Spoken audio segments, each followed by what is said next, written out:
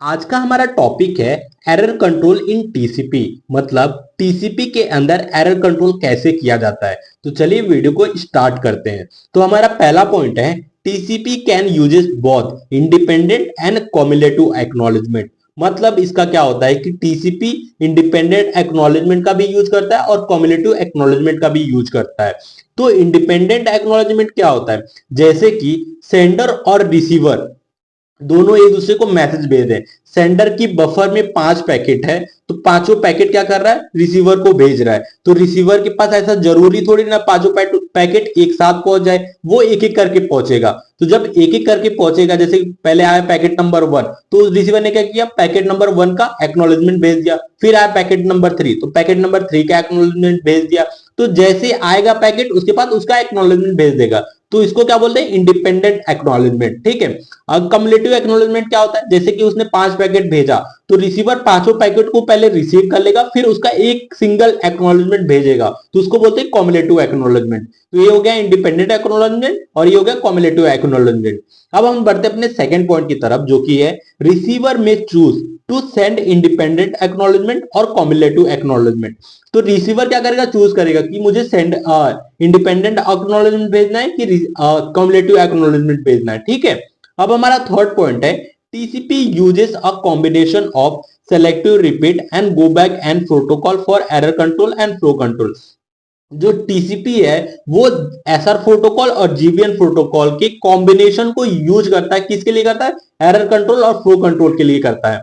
अब हमारा fourth point है in TCP sender window size equal to receiver window size. मतलब टीसीपी के अंदर जो सेंडर का विंडो साइज रहेगा, मतलब बफर रहेगा, वो बराबर रहेगा रिसीवर का जो बफर रहेगा, मेमोरी रहेगा। तो मतलब सेंडर का जो मेमोरी रहेगा और रिसीवर का जो मेमोरी रहेगा दोनों बराबर रहेगा।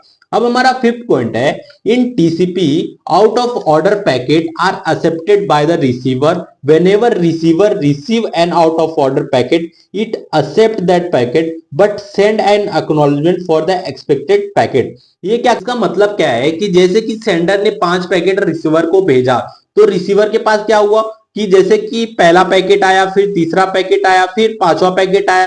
ठीक है। ऐसे कर करके उसके पास पांचों पैकेट आए, लेकिन टाइम से मतलब वो ऊपर नीचे आए, तो उसी को बोलते हैं हम लोग आउट ऑफ ऑर्डर पैकेट। मतलब कोई ऐसा सीक्वेंस में नहीं आया, 1 2 3 ऐसे नहीं आए, पहले 5 आया, 4 आया, फिर 3 आया, फिर 1 आया, 2 आया, ऐसे आया।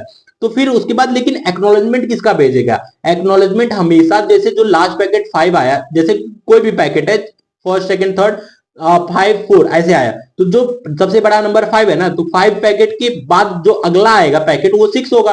तो एक्नॉलेजमेंट 6 पैकेट का भेजेगा कि मुझे मुझे 6 पैकेट चाहिए अभी। तो जैसे पांचों का आ गया, पांचों पैकेट एक्नॉलेजमेंट, अगर कम्युलेटिव एक्नॉलेजमेंट यूज कर रहा है तो ऐसे भेजेगा एक्नॉलेजमेंट नंबर 6। मतलब उसको एक्नॉलेजमेंट नंबर 6 चाहिए, इसलिए इसको बोलते हैं एक्सपेक्टेड पैकेट। मतलब जो पैकेट उसको चाहिए अब उसका एक्नॉलेजमेंट भेजेगा। अब हमारा सिक्स पॉइंट है out of order segment are never be delivered to the process. मतलब जैसे कि आउट ऑफ ऑर्डर सेगमेंट का मतलब क्या हो गया, जैसे कि जो उसके पास जो रिसीवर के पास जो पैकेट आया है 3 2 1 ऐसे सीक्वेंस में आया, ऐसा जरूरी नहीं है 1 2 3 ऐसे सीक्वेंस में आए, मतलब आउट ऑफ ऑर्डर पैकेट आया है।